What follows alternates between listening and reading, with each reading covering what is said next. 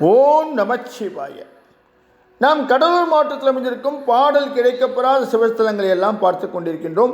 அந்த வகையில் இன்று நாம் பார்க்க இருப்பது திட்டக்குடி என்ற ஊரில் அமைந்திருக்கும் வைத்தியநாத சுவாமி திருக்கோயில் பற்றி. கடலூர் மாவட்டம் விருத்தாச்சலத்திலிருந்து சுமார் 26 கிலோமீட்டர் தொலைவில் அமைந்திருக்கின்றது திட்டக்குடி. ஊரின் மையப்பகுதியில் பேருந்து நிலையத்திலிருந்து சுமார் 1/2 கிலோமீட்டர் தொலைவிலேயே இந்த ஆலயம் அமைந்திருக்கின்றது. இந்த ஆலயத்தின் மூலவர் வைத்தியநாதர், தாயார் அசனாம்பிகை. வசிஷ்டர் வழிபட்ட ஸ்தலம் என்பது இந்த ஸ்தலத்தின் சிறப்பு. வசிஷ்டர் தங்கியிருந்து தவம் செய்த ஸ்தலம் இது. ஆதி காலத்தில் திரு வசிட்டகுடி என்று அழைக்கப்பட்டு பிறகு வசிட்டகுடி என்று மாறி பின்னாளில் அதுவே திட்டக்குடி என்று மறுவீடாக சொல்லப்படுகின்றது. இந்த ஆலயத்தின் விசேஷ பிரார்த்தனை என்ன? பக்தர்கள் தாங்கள் நினைத்த காரியம் நிறைவேறவும் தீராத நோய்கள் தீரவும் இங்கு இருக்கின்ற சிவனையும் அம்மனையும் வழிபாடு செய்கின்றார்கள்.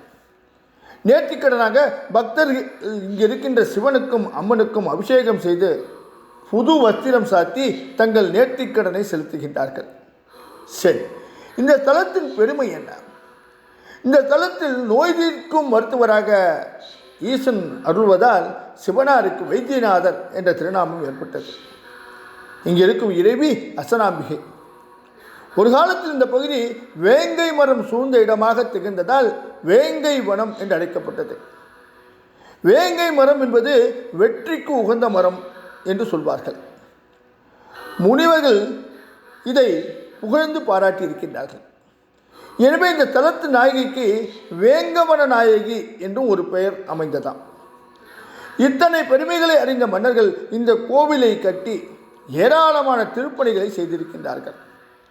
தீராத நோயால் அவதிப்படுபவர்கள் செய்த பாவங்களுக்கு பிராயச்சித்தம் கிடைக்காதா என்று ஏங்கி கலங்குபவர்கள் இங்கு வந்து வைத்தியநாதரையும் அசனாம்பிகையும் தரிசித்து பிரார்த்தித்தால் பிணிகள் யாவும் அகல்கின்றன, பாவங்கள் தொலைகின்றது என்பது ஐதீகம். சித்திரை பங்குனி மாதங்களில் விழாக்கள் விமர்சையாக நடக்க இங்கு இருக்கின்ற நடராஜருக்கு திருவாதிரையிலும் அசனாம்பிகைக்கு நவராத்திரியிலும் சிறப்பு பூஜைகள் அமர்த்தப்படுகின்றது. சூரியன் தனது கிரணங்களால் வழிபடும் ஆலயங்களில் இதுவும் ஒன்று. சரி, இந்த ஆலயத்தின் தலவரலாறு தான் என்ன? ஒரு முறை ஒரு முனிவர், அதாவது சதமுனிவரின் ஆசிரமத்திற்கு சென்றான் இந்திரன். அங்கு அவனுடைய பதிவிரதையான அகலிகை மீது ஆசை கொண்டான். குருவின் மனைவியை அவன் அடைய நினைத்தது மிகப்பெரிய மோசமான செயல். அது அவனுக்கு மிகப்பெரிய கேட்டினை தந்தது. ஓர் அதிகாலை நேரத்தில் அன்றைய தினத்து அனுஷ்டானங்கள் எல்லாம் நிறைவேற்றுவதற்காக முற்றும் துறந்த கௌதம முனிவர் ஆற்றங்கரைக்கு சென்று விட்டார். இதை கண்ட இந்திரன் கௌதம முனிவரின் தோற்றத்தில் அவரது ஆசிரமத்துக்குள் நுழைந்தார்.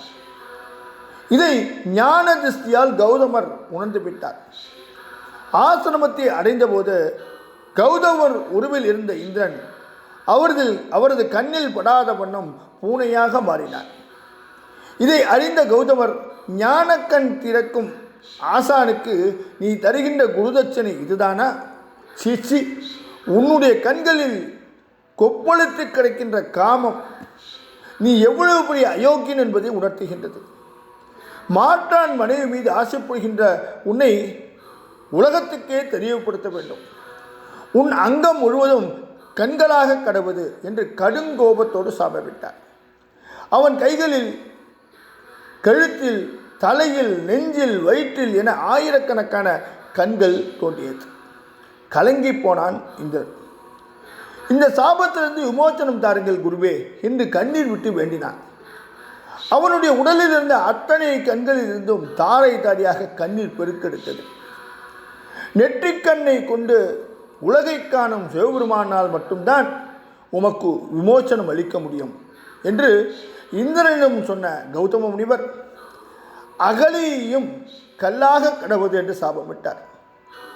எவ்வளவு பெரிய பாவியாகி போனேன், இந்த சாபத்திலிருந்து விமோச்சனம் தாருங்கள் என் சிவனாரே என்று ஊழலில் இருக்கின்ற ஒவ்வொரு தலத்துக்கும் சென்று வழிபட்டான் இந்திரன். வசிஷ்ட முனிவர் பன்னெடுங்காலம் பர்ணசாலை அமைத்து தவம் செய்த திருத்தலத்தை வந்தடைந்தார்.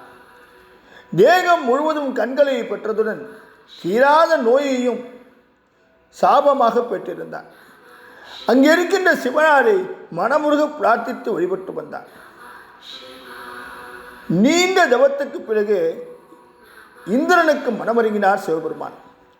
அவனுக்கு திருக்காட்சி தந்ததுடன் அவனது சாபத்தையும் போக்கி வரமருளினார். அப்போது என்னை போல் பாவம் செய்தும் நோய்களால் அவதிப்படும் அல்லல்படும் மாந்தர்கள் இங்கே இந்த ஸ்தலத்துக்கு வந்தால் அவர்களுக்கும் அருள வேண்டும் என்று சிவனாரிடம் வேண்டுகோள் வைத்தான் இந்திரன். அப்படியே ஆகட்டும் என்று அருளினார் சிவபெருமான். இந்திரனும் சொன்னபடி இன்றைக்கும் தன்னை நாடி வரும் அன்பர்கள் அனைவரது பாவங்களையும் போக்கி அருள்கின்றார். அவர்களின் தீராத நோய்களையும் தீர்த்தருள்கின்றார் சிவபெருமான். இப்பேற்பட்ட ஆலயத்தை நீங்களும் தரிசித்து சிவகடாட்சம் பெற எல்லாம் வல்ல இறைவனை வேண்டி இந்த உரையை இட்டோடு முடிக்கின்றேன். நாளை வேறொரு பாடல் கிடைக்கப்பெறாத சிவஸ்தலத்தில் உங்களை சந்திக்கின்றேன். ஓம் நமச்சிவாய.